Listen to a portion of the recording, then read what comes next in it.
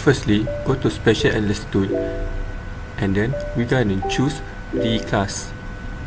In the Reclass, we're gonna choose Reclassify, and then this is the format. After that, we're gonna take the elevation data inside the input raster. Then we're gonna go to Classify. Then we choose Natural Break and set it to 5 classes, and then we're gonna press OK. Then we need to run the data. This is the result of the Reclassify. After that, we're gonna rename the reclass into the new name.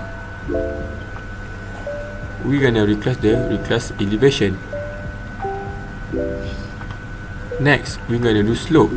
Put the slope into an input raster, and then go reverse new values, click classify, natural break, and then we're gonna do 5 classes.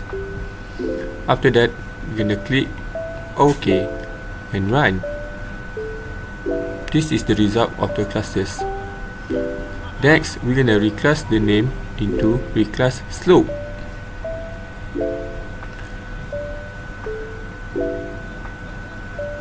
Next, we're gonna do flow length. Firstly, go to classify, choose natural break, 5 classes, and click OK. Next, we're gonna run it. This is the result of Reclassify of flow length. Rename the file into reclass flow length.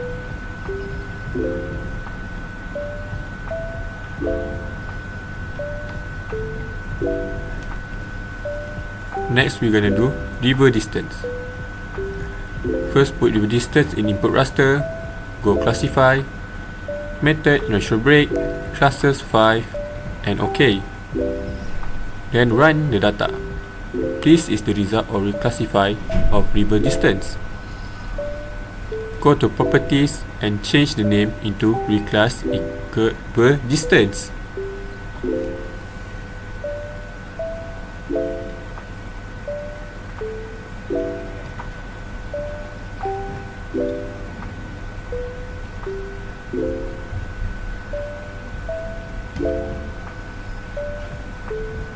Next is land use.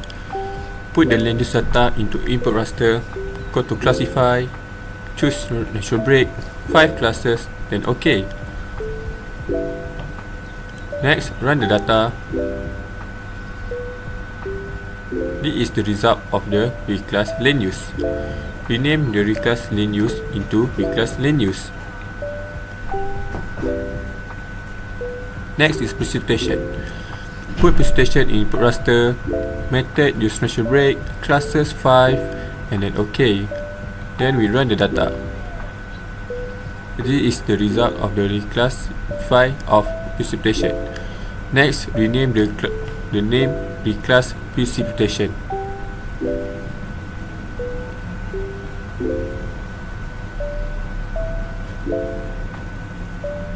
After that, we're gonna do for toolbox, overlay, and weighted sum.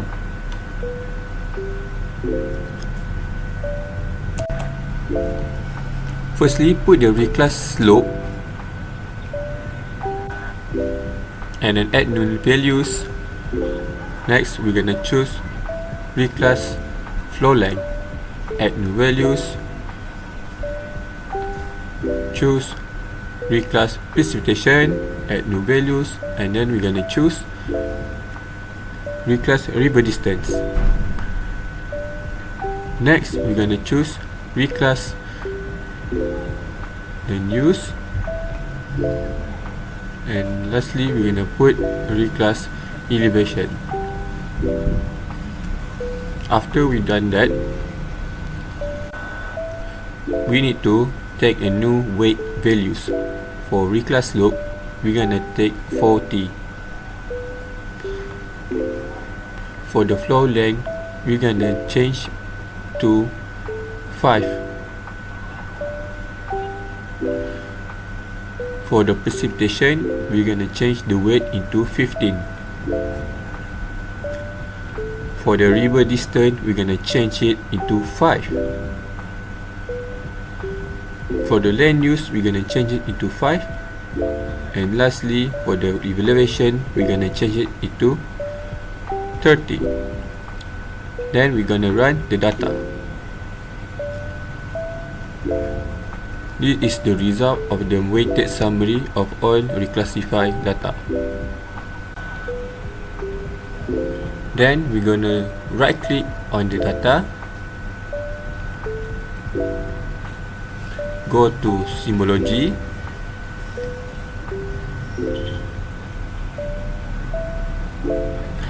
choose Classify,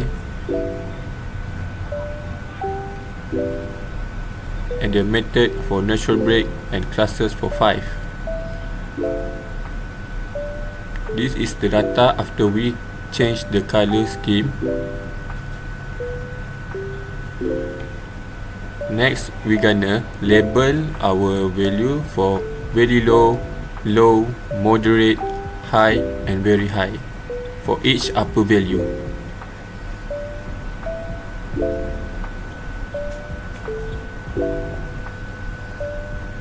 Next, we're gonna put the river distance, river stream data into the map.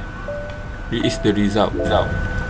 This is the all of result that we use to get this weighted summary.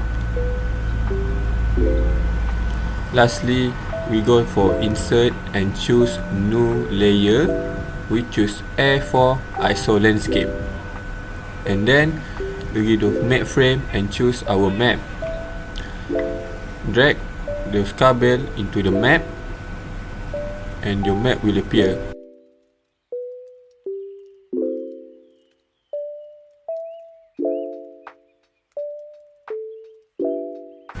Next, we're gonna go to scale bar, legend, and north arrow. First, we take the legend and put it inside the map, and then we go to the north arrow and put the north arrow inside the map. Then we get to scale bar and choose the scale bar, and then we're gonna put it inside the map. After that, we're gonna go to the scale bar and go properties, choose the scale bar, and adjust the distortion and subdivision for the map.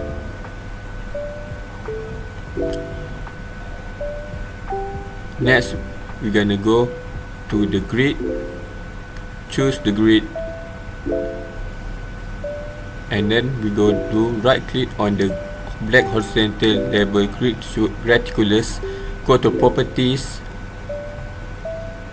then choose grid line, and then go appearance, color, no color, light width 0, and then we apply. This is the final result of the map that we have created before.